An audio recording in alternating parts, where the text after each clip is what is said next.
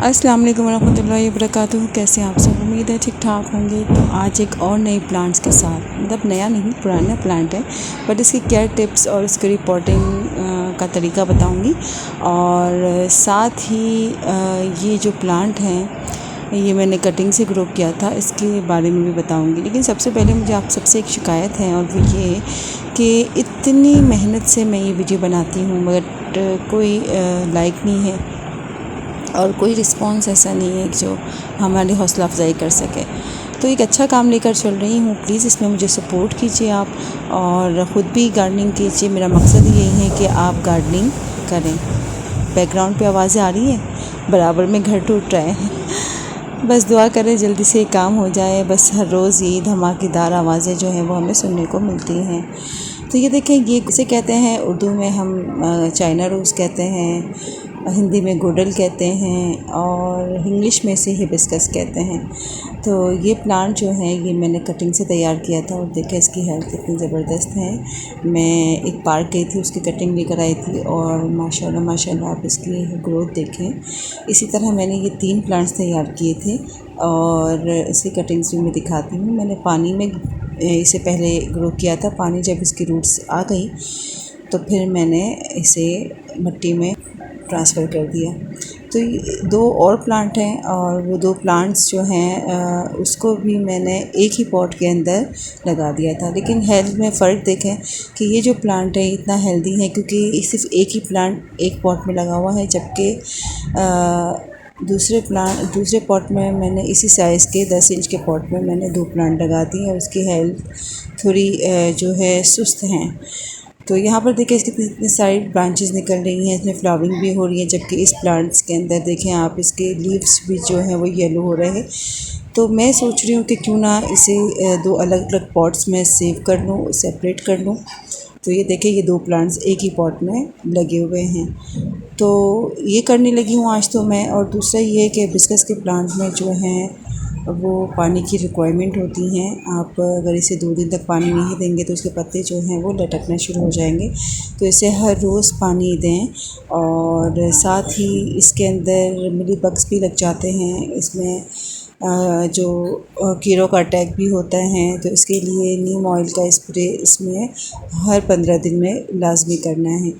इस पॉट में देखें पत्तों में भी थोड़ा येलो शेड आ रहा है, और इसमें ग्रीन, लश ग्रीन। और फ़र्क यही है कि वो एक पॉट के अंदर ग्रो नहीं कर रहे। मे बी कि इसकी मिट्टी भी ख़राब हो, तो इसकी मिट्टी भी मैं चेंज करूँगी, और साथ ही इसे रिपोर्ट भी करूँगी। तो मकसद यही है कि जब भी आप इस पौधे को लगाएं तो इसके पानी का ख़याल रखें। इसमें जो मिली बग्स लगते हैं उसका ध्यान रखें। मिली बग्स के लिए आप हर 15 दिन में नीम ऑयल का स्प्रे ज़रूर करें। मिट्टी में खाद हर 15 दिन के बाद दें। अगर अच्छी फ्लावरिंग चाहते हैं तो पोटाश इसके अंदर ज़्यादा ऐड करें। केले की छिलकों का जो लिक्विड है वो भी आप यूज़ कर सकते हैं, और साथ ही आप गोबर की खाद भी हर हफ्ते इसके अंदर यूज़ कर सकते हैं। और साथ ही सनलाइट इससे फुल चाहिए। पूरे दिन की सनलाइट के साथ ये बहुत अच्छे से ग्रो करता है, बहुत हैवी फ्लावरिंग करता है। अच्छा, इसका जो फ्लावर होता है वो जस्ट 1 दिन का होता है, 1 दिन ही ये खिला रहता है और दूसरे दिन ही स्पेंड हो जाता है। तो चलिए इस पॉट से ये जो 2 प्लांट्स है इसे सेपरेट करते हैं 2 अलग पॉट्स के अंदर। तो इसको आप इस तरह लिटाकर आराम से इस तरह थोड़ा सा खड़काएं। चारों तरफ से ये जो प्लांट हैं वो मिट्टी के साथ अलग हो जाएगा। फिर इसको इस तरह उल्टाने के बाद इसको निकालते हैं। ये देखें, इसकी मिट्टी में मुझे कुछ गड़बड़ लग रही है, जब ये अच्छे से ग्रो नहीं कर रहा है। ये देखें, इसकी मिट्टी बिल्कुल, मुझे लग रहा है फंगस लग गया है इसकी मिट्टी में। ये देखें, तो हम क्या करेंगे कि इसकी मिट्टी भी हम जो है वो चेंज करेंगे।